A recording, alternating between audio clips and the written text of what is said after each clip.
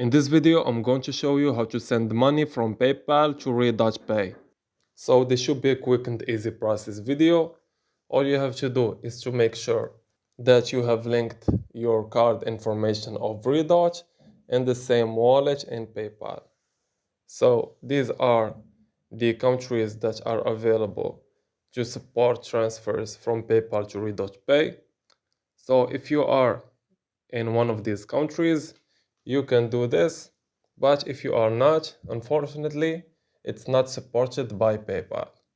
So just make sure to go to your wallet in PayPal, then click on link a credit card, then enter the credit card information in Redotpay. And then you can withdraw the same way you can withdraw to a credit card. So go ahead and check if you are in one of these countries. The transfer can take from 3 to 10 days, so just give it a moment and it will be available in your account. So this was an easy and quick process video. I hope this video was helpful. As always, thank you for watching.